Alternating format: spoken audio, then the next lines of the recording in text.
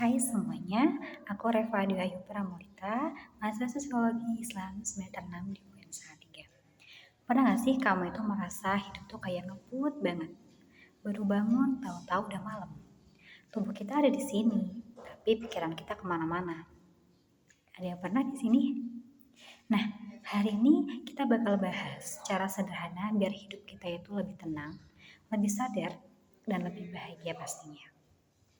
Dan ya, kita bahas tentang mindfulness. Mungkin sebagian di sini sudah ada yang tahu atau sudah ada yang pernah dengar apa itu mindfulness. Nah, jadi mindfulness ini adalah kondisi saat kita benar-benar sadar dengan apa yang kita lakukan, yang sedang kita pikirkan, yang sedang kita rasakan di saat ini juga tanpa menghakimi. Nah, konsep ini tuh awalnya berasal dari praktisi meditasi Buddha. Tapi sekarang sudah digunakan secara luas di dunia psikologi modern.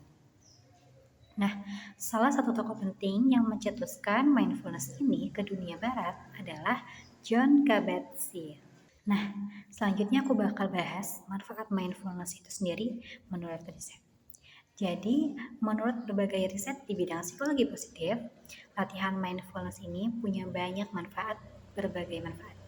Seperti bisa mengurangi stres, kecemasan, dapat meningkatkan fokus dan konsentrasi, dan juga bisa bikin tidur lebih nyenyak. Gitu. Kadang kita itu kalau sedang belajar atau kita sedang makan, kita sedang berjalan, kita tuh pasti pikirannya kemana-mana, ya kan? Pasti teman-teman di sini sudah pernah merasakan itu. Nah, dengan kata lain, mindfulness ini adalah membuat hidup kita menjadi lebih damai dan seimbang. Nah, teman-teman bisa nih coba gimana menerapkan mindfulness ini. Aku akan kasih tahu caranya, mindfulness ini seperti apa. Nah, mindfulness ini bukan berarti kita harus duduk meditasi selama 30 menit gitu ya, itu bukan. Contohnya bisa saat kita makan, atau bisa kita sebut dengan mindful eating. Nah, coba nih kalau kita makan kita jangan fokus ke HP dulu atau kita pikiran kita kemana-mana, tapi rasakan rasanya, aromanya, teksturnya yang sedang kita makan gitu. Kemudian saat kita mandi itu juga bisa tuh mandi mindfulnessnya. Nah, setelah mandi kita rasakan airnya, dinginnya, hangatnya gitu. Kemudian juga saat kita berjalan, coba kita rasakan anginnya, rasakan setiap langkah kaki yang berjalan. Nah, aku pribadi biasanya latihan mindful ini saat aku jalan kaki pergi ke kampus gitu. Nah, itu rasanya bikin tenang karena kita nggak memikirkan apa yang belum terjadi atau memikirkan masa lalu gitu. Nah, mungkin teman-teman ini juga bisa nih melatih mindfulness, bisa dengan cara mindful breathing, yaitu dengan cara tarik nafas, sadar 1 menit ya gitu ya. Kemudian